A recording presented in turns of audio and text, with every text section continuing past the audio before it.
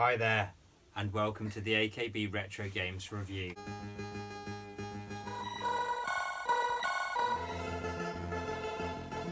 So, we're going to look at ARKANOID today, which came out on the home computer format in 1987. Developed by Imagine Software from the Taito coin-op. It's well worth a look at this on the ZX Spectrum as well, but we're going to look at it on the Commodore 64 today.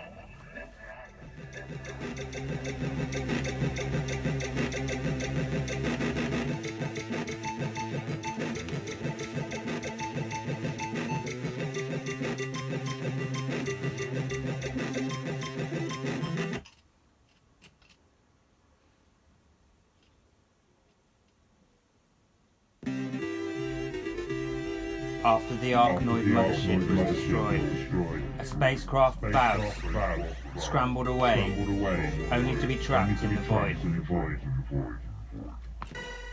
You control valves and have to penetrate 32 levels, and then confront the Dimension Changer, who you must destroy in order to reverse time and resurrect the ARKANOID.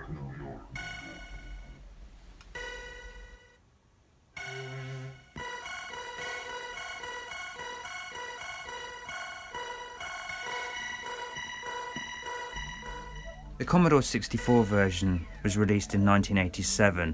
The arcade machine came out in 1986, I believe.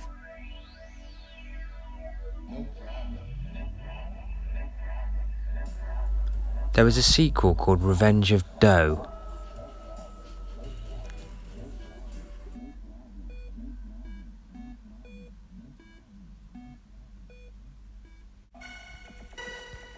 So let's talk a bit about the gameplay. It's basically a breakout variant, but it adds something new to the mix. Power-ups, different levels, alien creatures that get in the way, that kind of thing. Let's talk about the power-ups. You have a catch ball, which is a letter C that floats down. You have a expand, which makes your bat bigger. You also have slow, which slows the movement of the ball, which makes gameplay easier, but also slightly more tiring to watch. So I've tried to avoid picking up too many of those. You have a B, which is, I think it's a kind of level skip. There you go, I just got one there. And you skip to the next level. It's probably the only way you're going to see more than one or two levels of the game.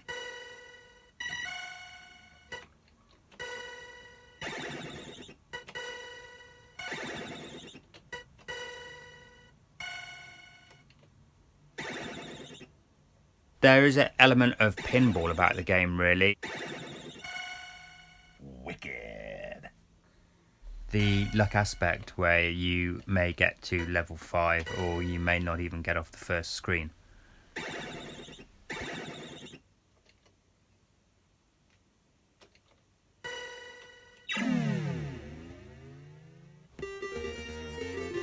The game features different bricks, some that need to be hit once to destroy, some that need to be hit twice, some need to be hit maybe a few more times, and some you can hit them as much as you like, they're not going to go anywhere.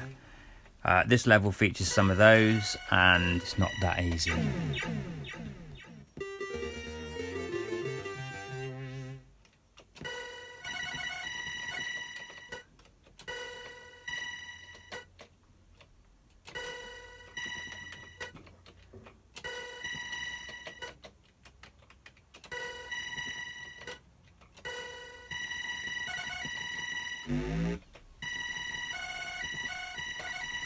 Picking up a D pill there.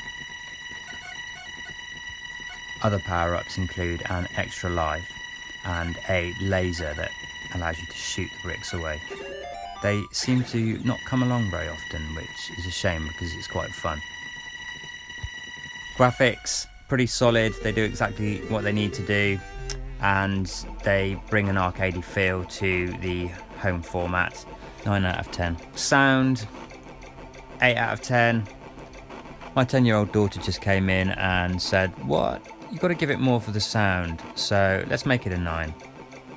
Imaginability, 5 out of 10 because like it's not very imaginative. It's just a bat and a ball.